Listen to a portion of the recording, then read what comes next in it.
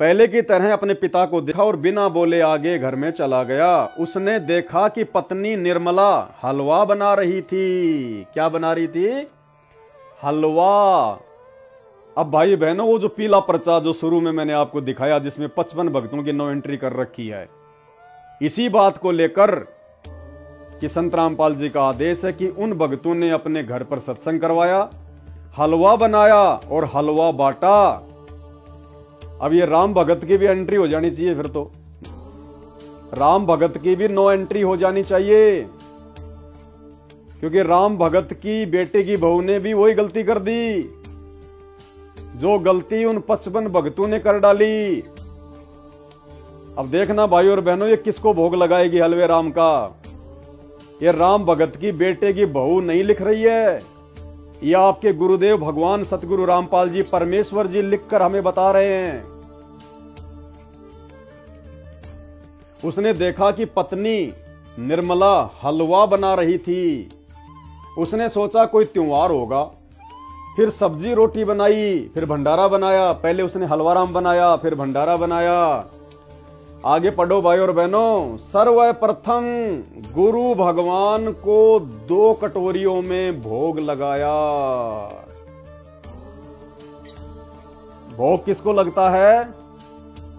अपने गुरु भगवान को, गुरु परमात्मा को, अपने गुरु गोविंद को। वो दाढ़ी मूंछ वाली कबीर जी की काल्पनिक फोटो को भोग नहीं लगता। किसको भोग लगाना चाहिए? किसको भोग लगता है? खुद आपके गुरुदेव सतगुरु रामपाल जी जीने की राह पुस्तक में खुद लिख रहे हैं, खुद लिख रहे हैं। ये पेज नंबर है 70 नंबर पेज, जीने की राह पुस्तक पेज नंबर 70। राम भगत की बेटे की बहू ने हलवा राम बनाया, भंडारा बनाया और क्या किया?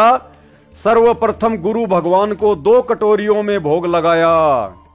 1 कटोरी में हलवा राम और 1 कटोरी में भंडारा राम, सब्जी राम। सबसे पहले गुरु भगवान को भोग लगाया, ये लिखा हुआ है।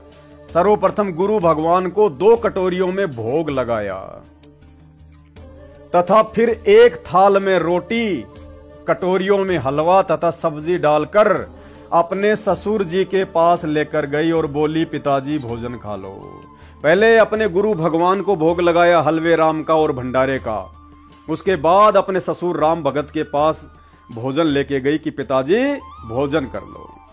तो भोग किसको लगाया जाता है? क्यों भैया? जब राम भगत के बेटे की बहू ने नाम उपदेश लिया 3 दिन का सत्संग सुनकर, तो उसको फोटो तो मिली होगी ना। वो दाढ़ी मूंछ वाली फोटो भी लाई होगी, कबीर जी वाली फोटो भी लाई होगी। और भगत तो उसको यही बताया करते थे कि ये भगवान है, कबीर जी भगवान है, कबीर जी भगवान है। लेकिन परमेश्वर सतगुरु रामपाल जी ने आज अपने 90% तत्व ज्ञानहीन भगत समाज की आंखें खोलने के लिए, जो भगत समाज काल प्रेरित सतलोक आश्रम मैनेजमेंट के पीछे अंधा होके चल रहा है, जो ज्ञान को आधार नहीं बना रहा, गुरु को भगवान नहीं बना रहा, उनकी आंखें खोलने के लिए और हम सत्सेवक जो बरसों से हलवे राम का और भंडारे का अपने गुरुदेव को भोग लगा रहे हैं, परमात्मा मानकर, कबीर देव मानकर, हमारे विश्वास को और अधिक दृढ़ करने के लिए स्वयं अपनी लेखनी से ये लेख लिखा है। परमेश्वर हमें समझा रहे हैं, ये संकेत किया परमात्मा ने स्पष्ट रूप से जीने की राह पुस्तक में लिखकर कि बच्चों, साध संगति के माध्यम से जो भी क्रियाएं तुमसे करवाई जा रही हैं, ये कोई इस पवन दास का कोई आदेश नहीं है, कोई फरमान नहीं है, ये परमात्मा का विधान है। अपने गुरु को ही भगवान मानकर भोग लगाया जाता है, और तो भगवान कोई है ही नहीं। किसको भोग लगाएं और बताओ? तो दाढ़ी मूंछ वाले कबीर जी को, वो तो 650 साल पहले आए थे, आज कहां भैया? अरे उस समय भोग लगाते तो कोई लाभ मिलता। अब वो हमारी नजरों में मुर्दा हैं, मुर्दा। परमात्मा कहते मुर्दों सेती प्रीत लगावे, ना जाने सतगुरु मेरे नू। जो जिंदा सतगुरु आज धरती पर प्रकट है उसको तो भोग नहीं, और जो मुर्दा है, जो काल्पनिक, जो कागज की फोटो है, उसको तुम भोग चढ़ा रहे हो, जून के महीने में भगवान मानकर, कबीर प्रकट दिवस मनाकर। कैसे मुक्ति होगी? तो स्पष्ट कर दिया परमात्मा ने कि भोग केवल अपने गुरु भगवान को लगाया जाता है। और भाई बहनों, ये प्रमाण तो आज हमारे सामने आया है।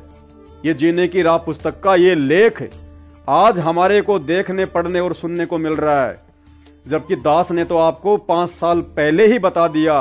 और 5 साल से ही हम हजारों सत्सेवक भाई बहन अपने गुरुदेव भगवान को रोजाना हलवे रामकार भंडारे का भोग लगा रहे हैं।